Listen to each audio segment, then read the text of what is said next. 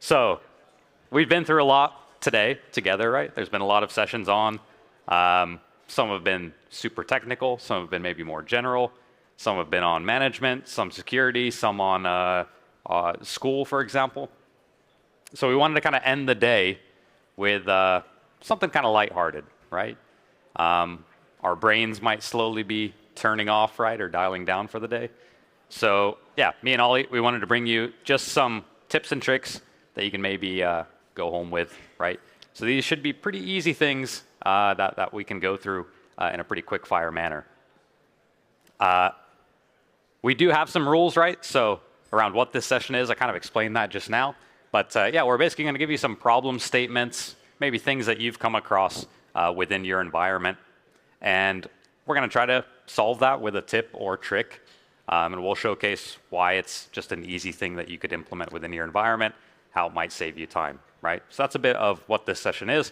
You might see as well on some of these tips and tricks, there will be some products at the bottom of the screen in terms of what tools we're actually utilizing to, well, bring these tips to you. Cool. And so some of them, you'll see QR codes as well. So we know there's a lot of information. So when you see a QR code, scan it. But there is also like a mega QR code at the end that has everything in it. So keep an eye out for that. And we'd love to get some Q&A at the end. So these will be rapid fire. So as we go through, we ask that you think of questions. You think of your own tips and tricks. If we don't get to questions at the end, that's fine, because we've got drinks and socials afterwards. So come find us, share your tips and tricks with us, because I'm sure some of you will do them better, and we'd love to hear that as well. But yeah, let's jump straight into it. Ollie, cool. Take us away. So our first tip, you've probably seen it a couple of times today, is kind of a feature, and that's app installers and using the Jamf app catalog. So what we're going to demonstrate here is basically using app installers to version control your apps. So if you're running sort of browser options or using Microsoft Teams, for example, you might have specific workflows in that if an update rolls out, could break it. So app installers and app catalog has had a lot of features added to it over the past few months, version control being one of them. So in this example, we're adding a new version of Microsoft Teams that we want to roll out to basically all of our users except our beta users. So we're going to create a name for it, pick a category to keep it organized, and we're going to scope this to our target group of non-testing users, install it automatically, but we're going to version control it. So instead of Jamf app installers automatically deploying the update when one's available, you as an admin will get a notification to say, hey, there's a new version of Teams. Do you want to deploy it? If you've got a beta testing group that is getting those automatic updates, you might say, well, we'll wait a week. If no one raises a ticket, we're probably good to go because nothing's broken. At that point, you go straight back into the app and you deploy the latest version. So you're able to keep really nice versions control for all your apps. Tell me, Ollie, what are the green bars that we're looking at as well? That's how good your deployments are going. If it's green, you're good. If it's yellow, it's ongoing. If it's red, it fails. But of course, things never fail.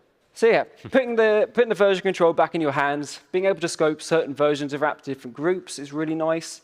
Happy admins, happy users. No one gets interrupted with their work, because let's face it, users can disobey the laws of physics. Somehow, if you let users do their updates, you'd probably have someone running Snow Leopard using Netscape Navigator, if they could.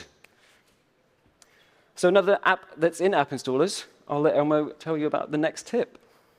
Yeah, maybe you've had some issues on some devices, right? Some users have come to you with maybe something not working, a device maybe not checking in, or maybe it's your network teams, right, saying, nah, it's a network issue on those devices or for those users, right?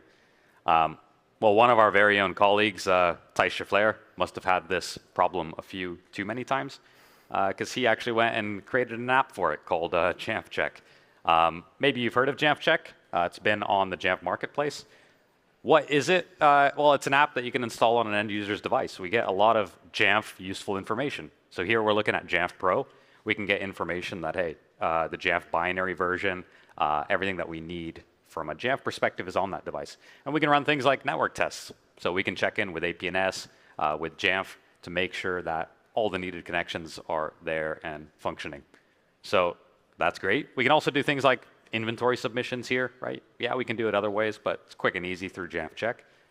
But it's not just for Jamf Pro, right? If you're using or deploying Jamf Connect, there's a ton of information. Again, if we click the little eye icon on any of these, we can get more info. But at the bottom, we can actually directly collect logs as well, or create support archives. So I'm going to create a support archive in this example, just to give you an idea of what kind of information this gives you. So it's super quick and easy. It's a centralized location to get access to all this. Maybe my personal favorite one is on Jamf Protect here. If I wanted to learn more about a certain, let's say, Jamf Protect tool, maybe I'm not the one who actually deploys this on a daily basis, I can even click Learn More, and it takes you directly to our Learn documentation as well.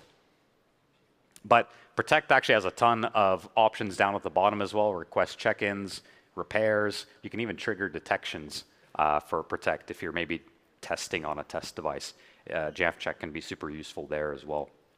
So definitely give this a go if you haven't seen it before. Like I said, it's available on the Jamf Marketplace. If you don't even know what the Jamf Marketplace is, then Google it, right? Because you can get a lot of cool apps from there.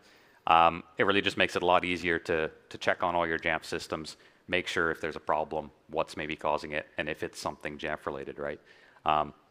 Best of all, it's free, right? Anyone can go and get this right now. So pretty cool. One of the best features as well is a smoking gun to show your network guys that they're not always right and that the network is not letting things through. So that's a bonus. Yep. There we go. Hey, Best feature of the day. Cool. So if any of you have mass deployed OS devices before, iPad OS, education people specifically, shared carts of iPads, you know redeploying and resetting those devices is good fun. One by one, putting in a Wi-Fi password. So this one's for you. So this is return to service. And if you haven't tried this yet, it is really cool to implement. So in this example, we're going to initiate this as a user. So we're going to use the Jamf Pro API to basically ask Jamf Pro to wipe this device and return it to service. So not only is Jamf Pro issuing a wipe command, we're also distributing a Wi-Fi payload as well. So the device knows what network to connect and how to connect to it as it sets itself back up. This is also really, really cool when you use it in conjunction with things like Jamf Setup. So if you've got shared iPads, again, maybe in a retail environment, a manager picks up the iPad for the day, signs in, puts their email, sales figures, whatever they need for the day, that's probably information you don't want someone else in that environment using, right? So using return to service helps you sanitize that device ready for the next user. It's also really, really great if you're using customer kiosks, collecting customer data, things that you need to be really, really careful about and can have sort of quite big impacts on the business if something goes wrong there. So being able to wipe these iPads daily without the end user having to sit there and manually set this iPad up is a real big bonus. So you can see it going through the setup. No one's touching this iPad. This iPad is just doing what it needs to do. So again, if you've got secure networks that you're using certificates for, we've already deployed those certificates with the wipe command. You don't have to enroll this iPad to download those profiles to get those certificates. They're just there. The iPad is setting itself up, like I said. This just takes one click, either from your management console, Jamf School or Jamf Pro, or the user has initiated this themselves via the API. So again, once this finishes configuring itself, you'll see that in just a couple seconds, it will get back to basically a sanitized state. That iPad has no information on it. It is ready for the next user to pick up, ready to go just like that. So deploying iPads en masse in a cart in different shared environments is as easy as just essentially one click. So if you haven't tried it, try it. It's great. I tried to do a live demo on this one time, and you think this is the easiest live demo you could probably do, right? It's just a big red button that you click. But don't be like me and do a hard reset on the device and then forget to scope the app back to it right before you do that demo. So yeah. So again, one tap, erase device, either on the user side or the admin side, whatever you need to do. It removes a lot of the burden of you guys having to sit through, type in your Wi-Fi passwords, go through tap, tap, tap, tap, next, next, next. Or again, in a shared user environment, the end user doesn't even need to bother. They just pick up the iPad in the morning, it's wiped, ready to go, blank. End of the day, they do the return to service, ready for the next day. Again, hopefully you're not missing the QR codes there as well. All right, so what about deploying Macs in, well, let's say, environments where maybe the network's very poor, or maybe there's no network at all? Maybe it's even to students, right? Maybe we want to predefine some stuff that's on a device already before the user actually gets that. We can do that with Setup Manager. So we can utilize Setup Manager within our automated enrollment. So this is what we kind of call a one-touch setup. Rather than a zero-touch setup, we have Setup Manager appear during the automated enrollment. I can get some device information. So this is me as an admin setting up a device for, let's say, my colleague Luke, who is going to be joining. But he lives in an area or is going to be somewhere where there's no network. So I can leverage Setup Manager to pre-configure this device for that specific user. So I'm actually going to put in here the end user's email address. I'm also going to put in a custom asset tag, right? So I'm putting in Luke Allen here, my colleague.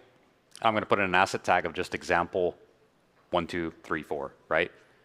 And you can also set a computer name, which is pretty useful. So all of this information is shared with Jamf Pro once this device is enrolled, once it finishes the automated enrollment. So this isn't going to be for everyone, right? It's for a very particular use case, if you will. But I can make sure that things like Jamf Protect, maybe Zoom or other specific applications, I can customize this, are there on Luke's device before he gets it and opens it up. And it's set up for him, right? Because I put in his details there in Setup Manager as the admin. If you don't believe me, we can look at the admin side as well. So I'm going to just load up Jamf Pro here. I'm going to log in, and let's see what kind of information that this is actually brought into Jamf Pro once we log in. This would be super useful as well if you've got maybe many new starters. And again, it's in an environment where you want certain things to be there on those devices prior to the user going through automated enrollment. Or again, if they're in an environment where maybe it would take forever for those things to get onto that device. But yeah, sure enough, that asset tag here, example tag 1234 is present. It's called Luke's MacBook Air 2024, which is what I named it. We're all set. So it's really just a way to deploy trusted configurations, right? We can customize all of this. We can have custom branding on this as well.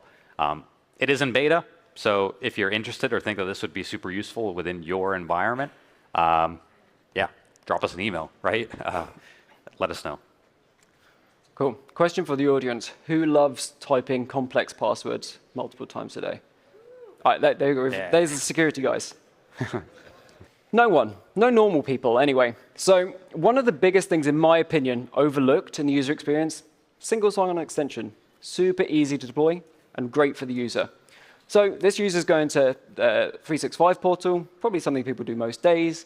And you can see macOS is going to automatically just sign us in because the user's already authenticated once that day. And the best part is this doesn't just work in web apps. If you've got apps deployed on the Mac, so we are going to go into company portal because we want to register with Microsoft device compliance because we love Microsoft and we work really well with Microsoft. So we're going to register our device for device compliance. As you can see, single sign-on is automatically kicked in. And as well for Microsoft Office apps. If your users are opening Word, OneDrive in this case, again, it's just going to automatically open this up and sign them in. But of course, you might have a policy, you might want to authenticate once a day. So once your users put in their biometrics for the first time in the day, that's when single sign-on will kick on. It's not just going to let anyone in whenever. And this doesn't just work with Entra. This works with Okta as well. You would just deploy the Okta Verify app instead of Company Portal to hold the SSO token, and you're good to go. So sign in once. As you can see, great user experience, less passwords, everyone's happy. And because it's using Apple native frameworks as well, using the single sign-on extension, it's really lightweight, great user experience, nothing really extra to install. And it's cross-platform. So this doesn't just work on macOS, this can work on your iOS and iPadOS devices as well. So your user experience is consistent no matter what your device your users are on for the day. All right. What about all of you who might have many Jamf Pro instances, right? Or, well, you can get sandbox or test instances as well if you're a Jamf Pro customer, right? If you didn't know, fun fact. But yeah, maybe you've got multiple instances across different, let's say, countries. You might spend a lot of time duplicating, having teams do the same configurations within different environments, right? I'm sure some of you have come across this before. Well, we've got a tool called Jamf Migrator. It's a standalone app. I've spent a ton of time on this Jamf Pro instance. I've got a bunch of configurations in here, policies, you name it, it's in there, right? But I want to take this to another instance that I'm just building out, which is the dark mode instance here. So in Jamf Migrator, I just select a source instance and a destination instance.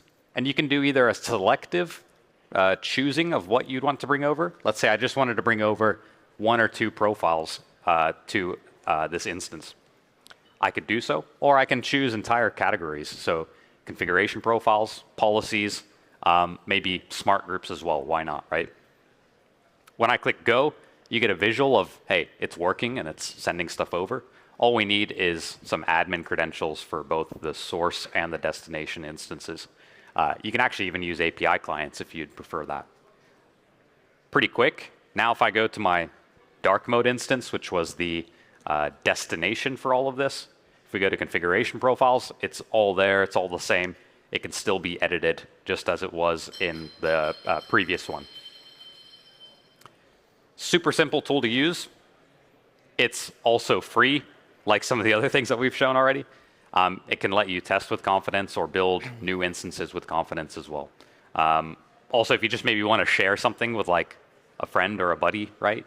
As long as it's company approved, technically you could use this for it as well. Cool. So you've probably heard the term ZTNA a lot today. So you might also know that Jamf Connect kind of has a second life in Jamf Security Cloud. And Jamf Connect also does ZTNA. So ZTNA, kind of modern VPN, it gives you a good way to protect your SaaS apps. The example I've liked to use a lot recently is how do you know when your employees go on holiday, they're not picking up their kid's iPad that's running out-of-date software with no passcode, quickly checking their email, quickly checking Salesforce? I mean, you don't. So this is kind of a nice way to protect that. So we're a new user, we're signing into 365, and we want to check our welcome to the company emails. But because we've just set this Mac up, we haven't verified with Jamf Trust yet. And we've got a policy to say we need the user to be verified to be able to access their email. So because we love to build nice user-friendly interfaces, the user basically has to click Get Started. We've deployed single sign-on, so that's implemented straight into the Jamf Trust app. And the user is now signed in and can access our secure resources with nice micro tunnels. So when we go back into our M365 window and try and reload Microsoft Outlook, we should now find that because we have verified the identity and we've got a secure connection, the user is straight in. So this can work across a bunch of your SaaS apps. And what's really nice as well is you can do sort of per service policies. So we might say, well, OK, well, we don't mind people using email on their BYO device. We don't necessarily need you to enroll it, but we need you to have the Jamf Trust app so we can know you're at least running the latest version and that we know it's you and that you've got a secure connection. So if you could just say, OK, for email, we just want users to download the Jamf Trust app. But for Salesforce, that's probably a little bit more sensitive, probably got a lot more customer information in there, probably a little bit more worrisome where that goes. So you might say, well, not only do we want to verify who the user is, we only going to allow them Salesforce if they're signed into Jamf Trust on an enrolled device.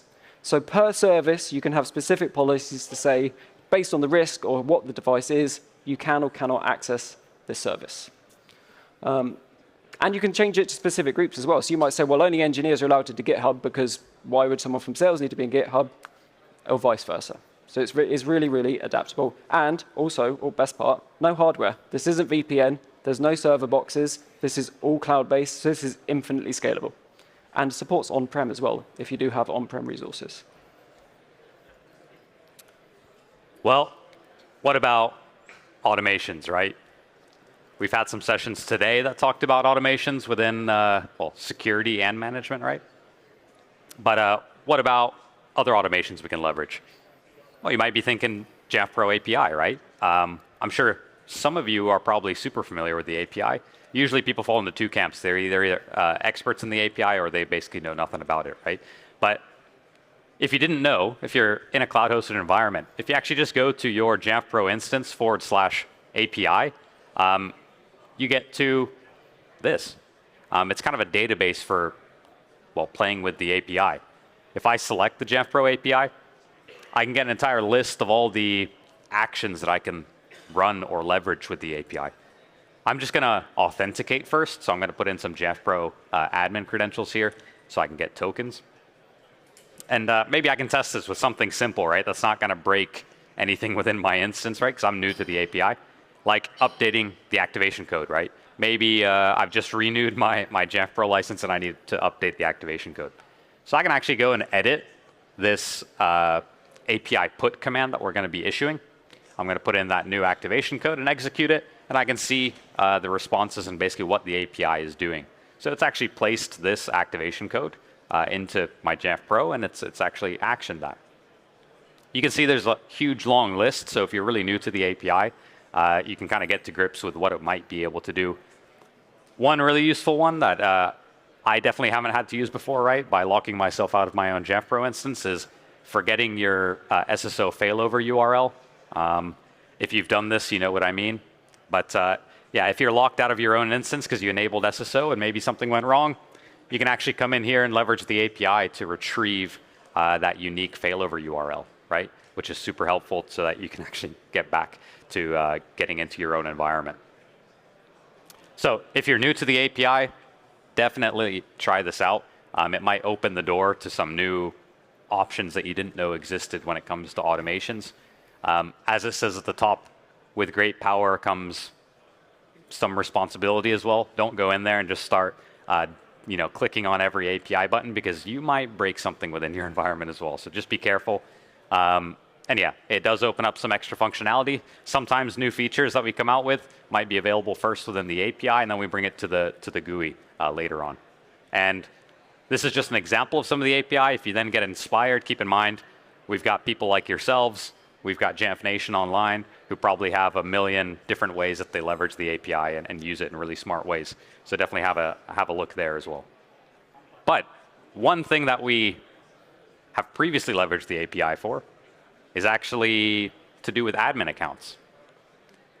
By admin accounts, I mean you've probably heard of local admin password solution, or more commonly known as LAPS, right? LAPS is something that used to be just in the API, but it's actually come to the GUI in Jamf Pro now as well.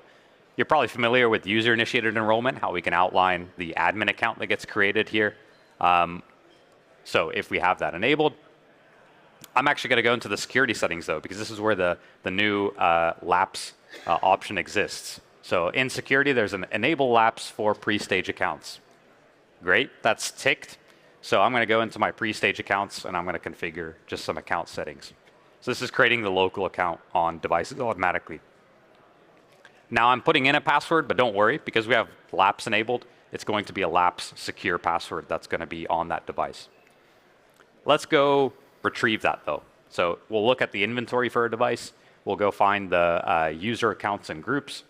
We'll find the pre-stage admin that was created, Jamf admin, and it says, hey, this is going to rotate in an hour once I view this password. Awesome. I can view that password, but I can also get auditing history on when that password's actually been viewed directly within the history tab as well. So this is just an example of something that used to be in the API. You still can leverage the API for it if you want, but now it's here in the GUI as well. If you're not familiar with it, definitely give it a go. Cool. So we manage our Macs, we protect our Macs, but that's kind of a lot of places to keep up to date with, right? So as our Mac estates get bigger, as our iOS estates get bigger, you kind of need to know that everything is syncing nicely together. So we've got a solution for that. And it still surprises me how many people kind of don't actually know this exists within our products. And that's just literally being able to link together your Jamf Protect and your Jamf Pro instances. So there we go.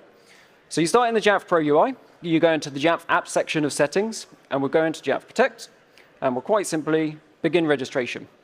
We then jump back into our Jamf Protect instance, and we need to create a new API user. So once we've created that API user, we then have our API URL, which we'll copy, first of all, into Jamf Pro. Then we'll grab our client ID. And then we'll also grab our client secret, or the password. Very important, you will only ever be shown the password once, so make a secure note of it, because if you lose it, you have to make a new API client. And just like that, we are now linked. So our Jamf Protect instance will be able to sync our plans automatically into Jamf Pro. So anytime you make a change to Protect, no manual downloading of the config profile, it will just already be in Pro. So anytime you make a change and that Mac checks in that needs the change, Jamf Pro will then automatically distribute that plan and those changes to it. Zero impact on the user, no effort from the admin. And it also enables this really cool option to automatically deploy Jamf Protect alongside a plan. So when you do start scoping your Jamf Protect plans out, because Jamf Pro is clever enough to say, this is Jamf Protect plan, let's automatically deploy the latest version of Jamf Protect, Again, no downloading Jamf Protect from the installer, uploading it Jamf Pro, manually scoping it. We've done it all for you. And that's really great for pre-stage. So when you deploy a Jamf Protect plan in pre-stage, during the pre-stage enrollment, Jamf Pro will be able to install Jamf Protect so that by the time your user even starts creating their user account with Jamf Connect, that Mac is already secured, compliant, and you've got a whole sort of benchmark for it already and ready to go. So it just makes it really easy to sort of tailor and grow your organization. If your engineers need analytic exemptions for sudoing in terminal that you don't want showing up into Protect, you just make the change, press save, that will deploy to your engineers. If your C-levels need to use ClickShare, for example, and you need to make an exemption for the ClickShare vendor ID, you make the change, save it, it's deployed just like that. Super easy. So you're probably thinking, right, it's got to be on the forefront of everyone's minds. What about Jamf Connect? Yeah, we can do the same thing that we just saw Ollie show us with Protect. We can more or less do that with Connect as well. But what else can we show you about Connect? Maybe a simpler way to test it, right? Maybe we've spent a bunch of time making changes to our Jamf Connect environment, and we want to test it before we deploy this out to our devices. We've got two ways of configuring Connect, but I'm showing you the Jamf Connect configuration tool, because this has an inbuilt test function that I find really useful and visual. So I'm going to do an OIDC test here. I'm going to log in with my Microsoft credentials here. I want to verify that my new MFA settings are applying correctly. So I'm going to open up Authenticator. I'm going to try to put in my MFA here, verify, hey, I've got tokens. Good news. You can see all the token information if you want to verify it's all good. In this case, hey, great, I'm an admin, so I know that my admin roles are mapping correctly to this user as well. You can directly upload this to Jamf Pro. I'll put in an organization name, as well as the Jamf Pro server details, and I can just click Save. This is going to show up in configuration profiles. I can also view or verify these as a plist. If you're familiar with Connect, it also has a plist format. So I can verify that everything's there. No one steal my license key if you pause on the screen really quickly. Yeah, if I go into the Connect settings as well, as we saw with Protect in the Jamf apps, right? We also have the functionality of any configuration profiles that have Jamf Connect. We can automatically deploy and update Connect, choose a version, and choose the update type. Is it minor, maintenance, or both minor and maintenance? So really quick and easy to deploy and keep up to date. You don't need to do the traditional package upload to Jamf Pro and change a policy and so on.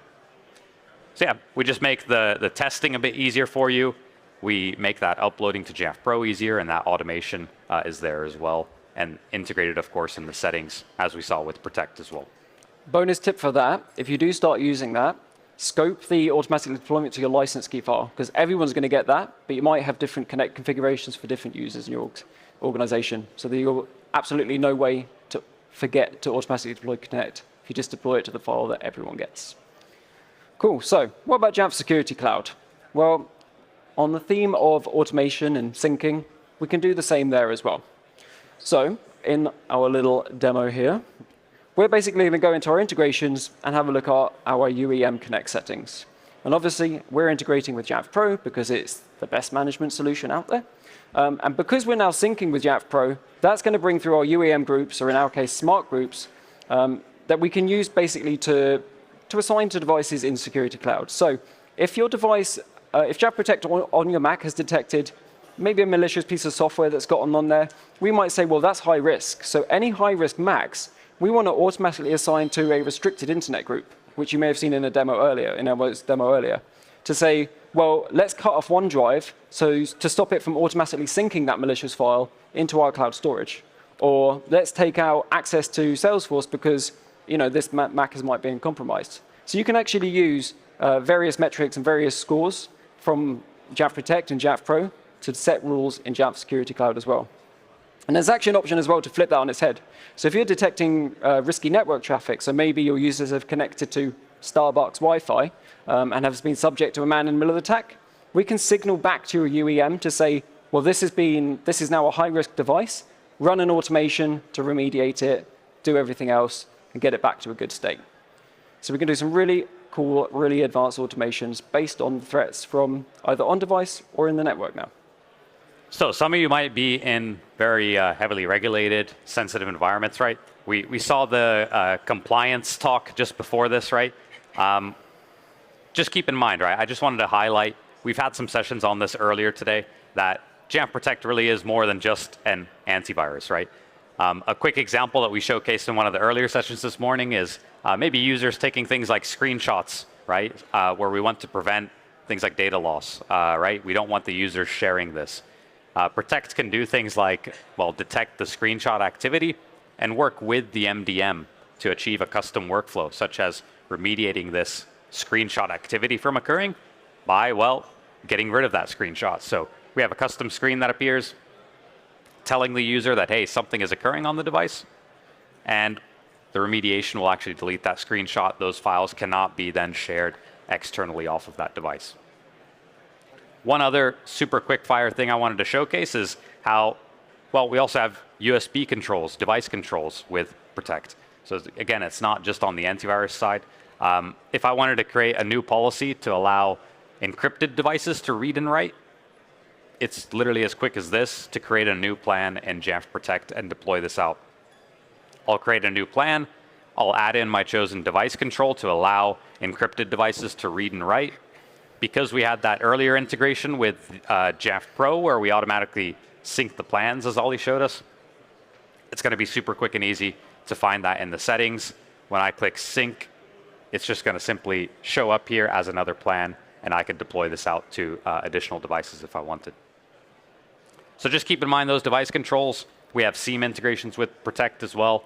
And that was just a quick example of some of those custom analytic remediations that we can do as well with things like screenshots, right? Cool. So you've seen a lot today, and you've probably already forgotten 60% of what you've seen. So we've got a lot of good resources, and kind of best bookmark in the world is learn.jamf.com, which is our learning hub. So learn.jamf.com, if you haven't used it already, kind of contains everything you might ever need. So we've got release notes in there, we've got videos, setup guides, deployment plans, all open for you to use. It's not behind any nasty walls that you have to buy the product to get to it. If you want to look at it, you look at it. What's really cool as well is you can actually export a lot of this as PDF. So if you wanted to create an offline documentation straight from learn.jamf.com, you can. If you wanted to just keep an offline copy, give to your colleagues, whatever, you're welcome to do that. And we've also got some really cool features where you can watch documentation as well. So if you're really interested in setting up zero trust network access, and you want to know anytime that something changes in it, new features are added, you can actually add articles to a watch list as well. So you can get an email notification to say, there's a new feature in Jamf Connect, ZTNA, go ahead and deploy it. One thing I also forgot to mention about Jamf Connect ZTNA earlier, it also works on your Windows and Android devices. So you don't have to have 7 different VPNs either. But yeah, Jamf Learning Hub, learn.jamf.com. We also have, on a couple slides on, kind of like that mega QR code I was talking about, which will take you to a page which basically has everything we've talked about today and more. So again, you don't have to remember it all now, but if you want to implement it all, this is the place you go to. I will leave that up. I think we've timed it just right to get some Q&A. Yeah. If you don't get a photo of this now, just come grab us afterwards as well. Not sure if we've got time for Q&A. If we don't worry, right? We'll still be around. Find your local Jamf somewhere around here, right? Find one of us, or come even share your tips and tricks with us, right? Can I ask, please, to raise the roof for Ollie and Elmo? Thank you so much, guys. Thank you. Thank you.